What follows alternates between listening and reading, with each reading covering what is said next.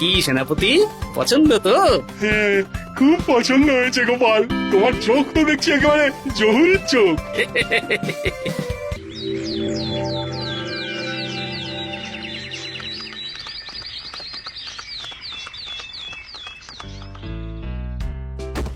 আসুন মহারাজ কৃষ্ণচন্দ্র, আসুন আসুন আসুন। কি সুন্দর জায়গায় পাহাড়পুর, মনে হচ্ছে বেশ কিছুদিন থেকে যাই। তা থেকে যান না।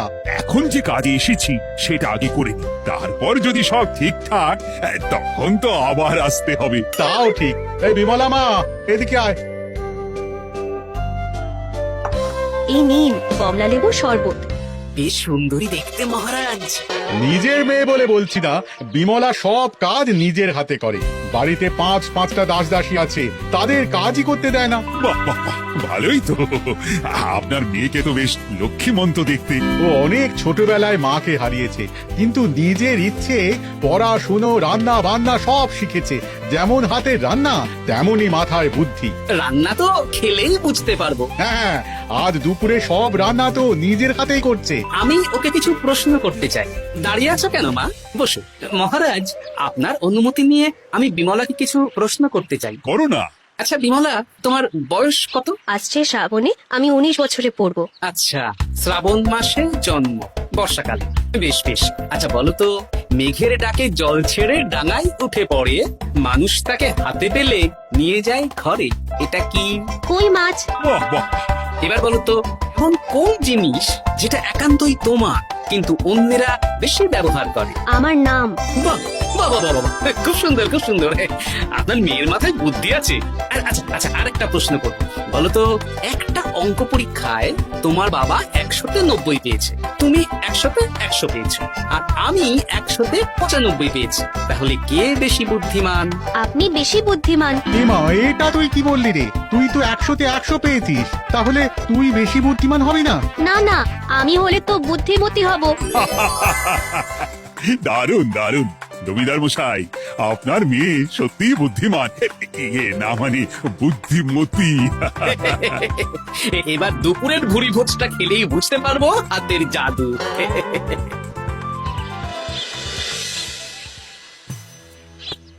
রানীমা, বেলা হয়ে গেছে, এভাবে না খেয়ে থাকবেন না, আপনার শরীর খারাপ করবে। তোমাদের মহারাজ আসুক, তারপরে খাবো। যতদূর জানি মহারাজ আগামীকাল সকালে ফিরবেন। বেশ, আমাকে একটু শরবত করে এনে দাও, আর কিছু খাবো না। আচ্ছা রানীমা। বুঝলি, আজ পুকুর ঘাটে গিয়ে যা শুনলাম না। কি শুনলে? রানীমা গতকাল বিকেল থেকে কিচ্ছু খাচ্ছেন না, মহারাজের ওপর রাগ করে। এখন রানীমার রাগ, এরপর ভাগ গোপাল ভাগ।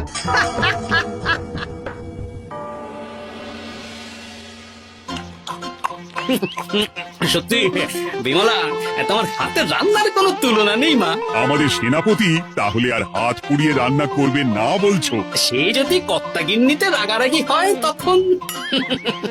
মা আমার লজ্জা পেয়েছে। তা আপনাদের কোনো আপত্তি নেই তো? কি যে বলেন, আপনার রাজ্যের সেনাপতি বলে কথা।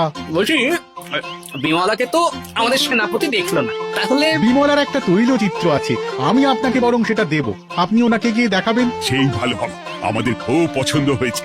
তাহলে সেনাপতি রাজি হলে আমরা বিবাহের তারিখ চিঠিতে জানিয়ে দেব। আচ্ছা মহারাজ।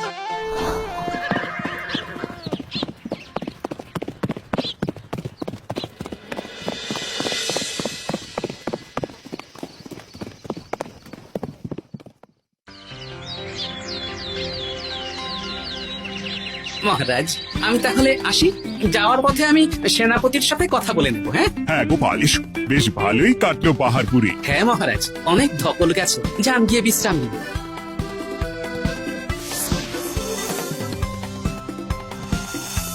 কি সেনাপতি, পছন্দ তো? হ্যাঁ, খুব পছন্দ হয়েছে গোপাল। তোমার চোখ তো দেখছি একেবারে জহুরের চোখ।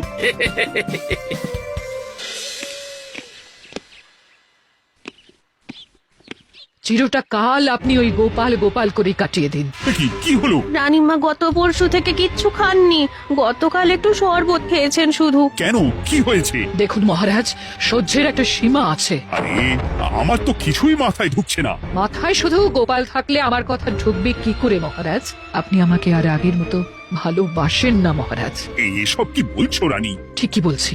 আপনি খেয়ালই করেননি যে আমি গলায় আপনার পছন্দের পান্নার হার পরেছি মহারাজ। আরে আমাকে বলার সুযোগ দেবে তো। দেখুন, আপনি পাহাড়পুরে ঘুরতে গেলেন, গোপালকে নিয়ে গেলেন।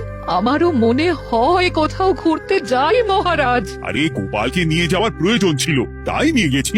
গোপাল তো আপনার প্রিয়জন, তাই ওকেই আপনার প্রয়োজন। আমি তো কেউ না। দেখো, গোপাল আমার সব বিপদে আপদে পাশে থাকে, তাই ওকে ভরসা করি। সেটা তো তুমি খুব ভালো করে জানো। আজকের পরে হয় গোপাল থাকবে, না হলে আমি থাকবো। না না না, এ হতে পারে না। গোপালকে আমি সরাতে পারবো না, আর কাউকে সরানোর জন্য কোনো কারণ তো চাই। আর কারণ যদি আমি দিয়ে দিই? কি কারণ?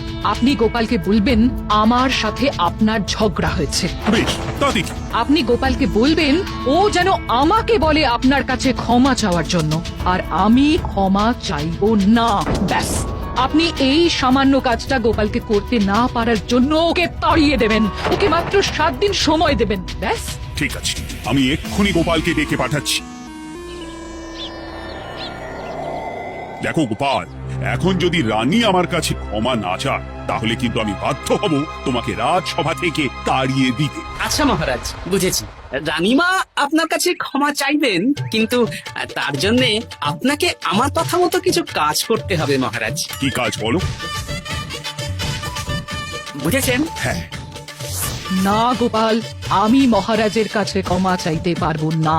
দেখুন রানীমা, আমার মনে হয় আপনার ক্ষমা চাওয়াই উচিত। পুরুষ মানুষের মন বলে কথা, যদি বেশি দিন আপনি মহারাজের সাথে এরকম তিক্ত সম্পর্ক রাখেন, তাহলে কিন্তু মহারাজের মন অন্যদিকেও চলে যেতে পারে।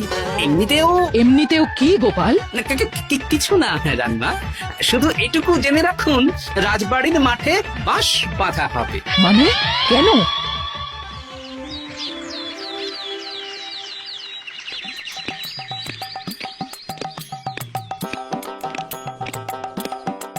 আসতে পারি মহারাজ? হ্যাঁ, এসো এসো।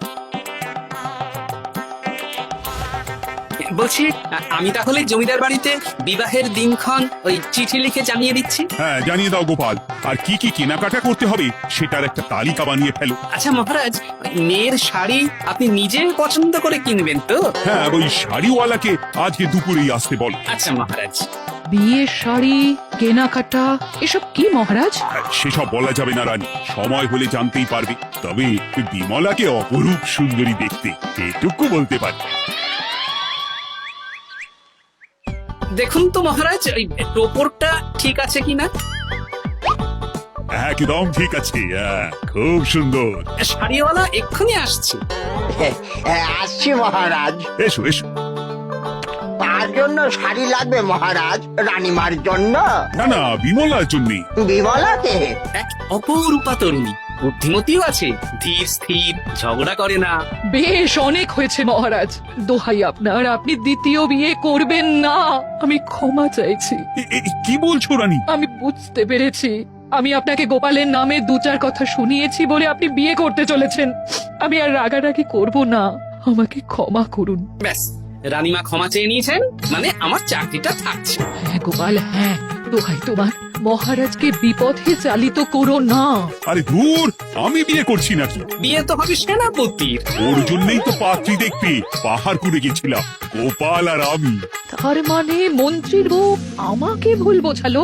আমার মন্ত্রীর কোনো ষড়যন্ত্র হবে, ওকে না নিয়ে গিয়ে গোপালকে নিয়ে গেলাম বলে। সেনাপতির বিয়ের আগেই আপনি মন্ত্রীমশাইকে ধোলাইটা দিয়ে দিন। ঠিক বলেছ রানী, তুমি বরং শাড়ি পছন্দ করো, আর আমি চললাম মন্ত্রীকে ধোলাই দিতে। তুমি এত নীচ, হ্যাঁ? তোমার কিন্নিকে দিয়ে রানীর কানে বিষ ঢালা। ভুল হয়ে গেছে, ভুল হয়ে গেছে, ক্ষমা করে দিন। এখন মন্ত্রীমশাই ভ্যাঁ করছেন, কদিন পরে সেনাপতির বিয়েতে প্যাঁ হবে ছাদনা তলায়।